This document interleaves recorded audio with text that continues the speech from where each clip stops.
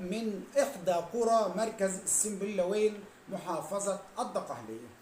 إحدى قرى محافظة الدقهلية السنبلاوين، طبعا مركز السنبلاوين، كان هناك عائلة بسيطة من تعتبر بيقولوا من الفقراء، على قد حالهم قوي، ماشيين اليوم بيومه، والأب كان بيشتغل باليومية والدنيا ماشية.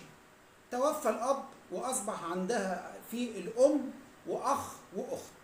الأخ اسمه عماد عنده 28 سنة، والأخت رقية عندها 24 سنة. اتقدم لرقية واحد اسمه سعيد. سعيد ده عنده 36 سنة. سعيد ده بيتقال أو كان بيتقال عليه وقتها في البلد إنه غلبان على نياته. في الوقت ده كانت رقية رافضة، لكن امها بقى وجيرانها وكده، ده انت اللي هتبقي سايقاه، بمعنى ده انت اللي هتقولي يمين وشمال، هو لا بيهش ولا بينش، اتجوزيه يا بنتي، ده انت هتبقي سلطانة زمانك وطبعا ده غلبان وده اغلب منها، والاتنين غلب في غلب طبعا. طبعا ربنا اللي مقسم الارزاق، ولكن ده الوضع القائم في هذه الجريمة. المهم وافقت رقية واتجوزت سعيد، اتجوزوا تبات في نبات وخلفوا صبيان وبنات والدنيا زي الفل، وراحت اتجوزت خلاص، وانجبت من سعيد ولد وبنت. انجبت رقية من سعيد ولد وبنت، وده بيهم الحال. طبعا سعيد غلبان، لا بيهش ولا بينش، لكن الراجل شغال على دراعه باليومية، بيطلع يشتغل وبيرجع، والدنيا ماشيه واحده واحده. ان الواد تعب او البنت تعبت بيضطر يستلف فلوس، والدنيا ضيقه على الكل، وناس كتير الدنيا ضيقه عليهم، لحد ما ربنا اكرم سعيد بفرصه سفر للخارج. طبعا كان العلاقه الحميمه ما بين الزوجين كانت كويسه جدا، وكان معودها ان هو مكفيها ومظبط لها الدنيا وكل حاجه تمام. فلما جت فرصه السفر قعد يفكر سعيد من جانب العقل، انا هسافر، هعمل قرشين لعيالي، هعرف اجيب بيت، هعرف اعمل حته ارض، هعرف اعمل مستقبل لعيالي. فكان التفكير من ناحيه المستقبل في الحته ديت. قعد مع رقيه وقال لها انا جايلي فرصه سفر، وانا شايف ان الفرصه دي هتعلي مني ومنك، وهترفع مني ومنك، وهتغير حياتنا راسا على عقب.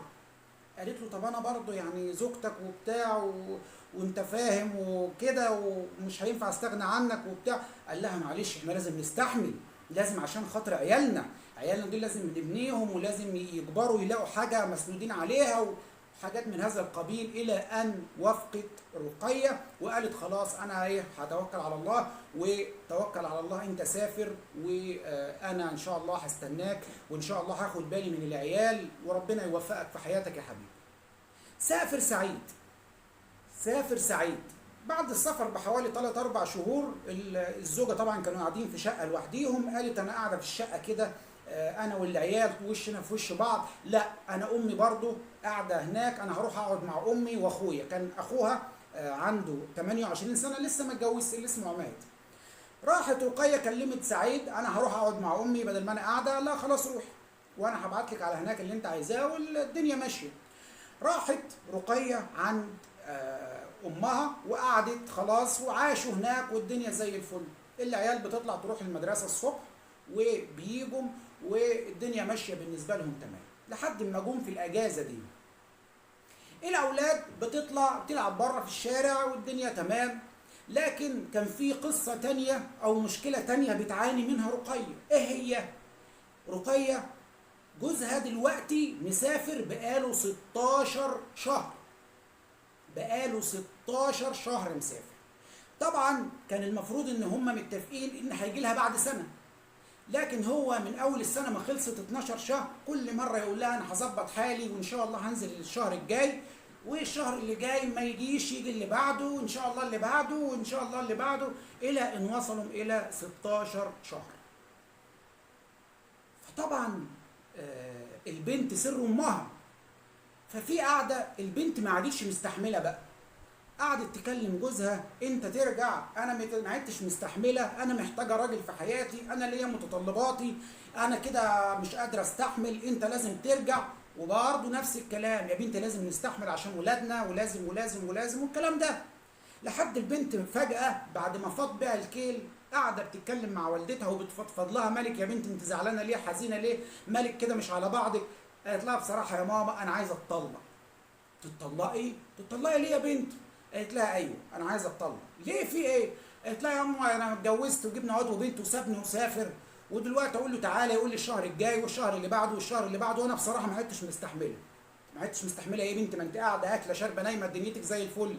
لا يا ماما انت انا في حاجات كده انت عارفاها ما يعني عاوزاها وما اقدرش استغنى عنها. فطبعا ضحكت الام وقالت لها يا قليله الادب بطلي كلام في المواضيع ديت، وبعدين يعني ايه يعني ده جوزك ده متغرب علشان يعني مبهدل نفسه كده علشانكم وعلشانك، متغرب كده علشان تيجي انت تقولي انا عاوزه اتطلق. قالت لها ايوه انا هتطلق واتجوز حد يكون عايش معايا. طب انت عايزه تطلقي ليه؟ طب ما تتكلمي جوزك يجي. قالت لا انا حتى وانا بكلمه ولو جه هيجي يقعد شهر ولا اتنين ويقول لي انا هسافر تاني، لان انا كلمته قلت له انت هتسافر تاني، قال لي اه، وانا بصراحه مش هستحمل، انا عايزه راجل في حياتي. المهم اشتكت مره لامها للتانيه، قاعده متنرفزه ومتعصبه على العيال، ضربت العيال وقرشتهم. جت الام مالك يا بنت انت بتضربي العيال ليه، متنرفزه على العيال ليه؟ قالت لها خلاص انا ما عدتش مستحمله، انا هتصل على سعيد واقول له طلعني. قعدت تهديها واهدي يا بنتي ومش اهدي يا بنتي، على دخلة مين؟ عماد اخوها. العيال مشيوا والام راح عند اختها اللي هي خاله رقيه وخاله عماد، وداخل عماد جاي من الشغل السلام عليكم وعليكم السلام، لقى الحوار داير ما بين الام وما بين البنت. فطبعا الام طالعه راح عند اختها، فجه عماد في ايه بس صوتكم عالي وانت متنرفزه ليه والعيال ماشيه بره بتعيط وكده.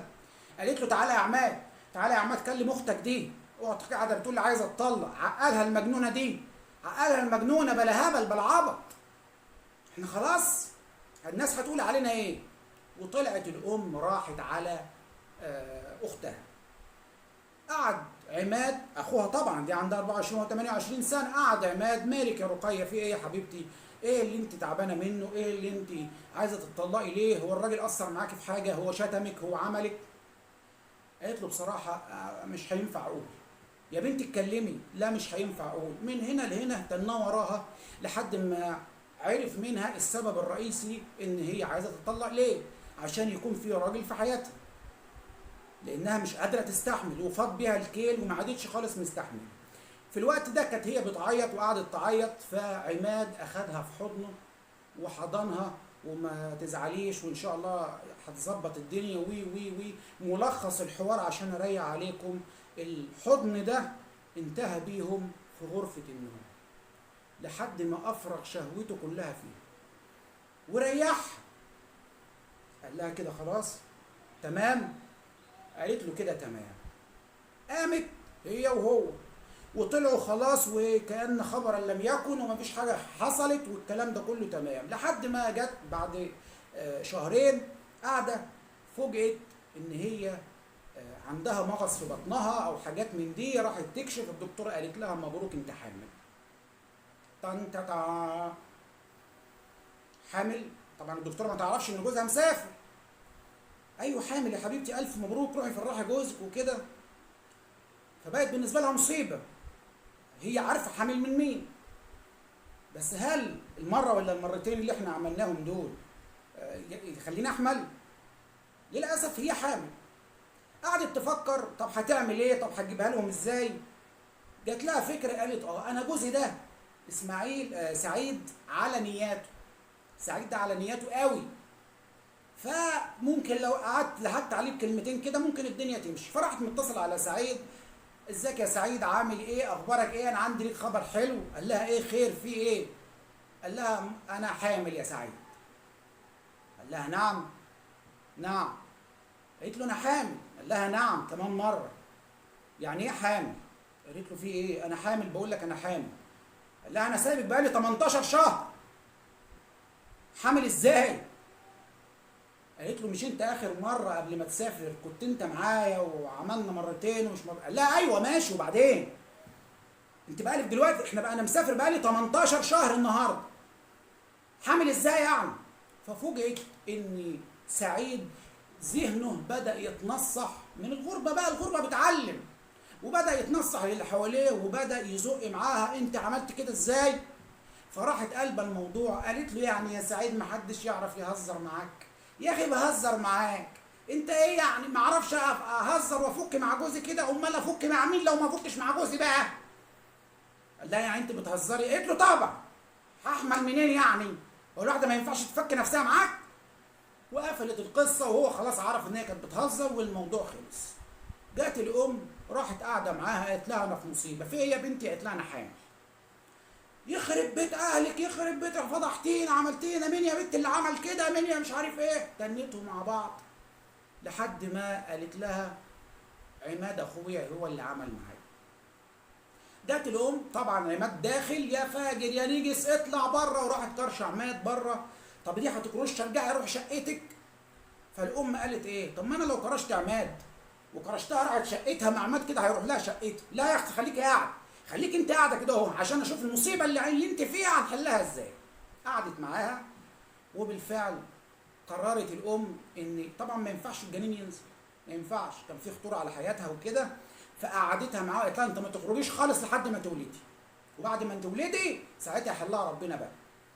المهم تنتها قاعده عند امها، وطبعا خلاص عماد ما عادش ليه دخول البيت وخلاص مشي، بس الناس مش عارفه هو مشي ليه. لحد ما بطنها كبرت وخلاص تمت ال9 شهور وولدت، وبقى عندها طفل ولد. في الوقت ده تتجرد هذه الام رقيه من مشاعرها وتقول انا هقول لجوزي ايه؟ هقول له جبته منين؟ طب هقول للناس ايه؟ وقعدت تضرب اخماس في اسداس مع امها لحد ما قررت ان هي خلاص انا هتخلص من الواد ده وهدفنه بره في اي حته، افحت له اي حته واحطه فيها وكأن خبرا لم يكن وكأني ما عملتش حاجه ومحدش عارف حاجه. ويجي بجبروت قلبها تحط المخده على راس ابنها وتنها خنقاه لحد ما يفارق الحياه. طفل اللي ملوش ذنب فارق الحياه بايد امه.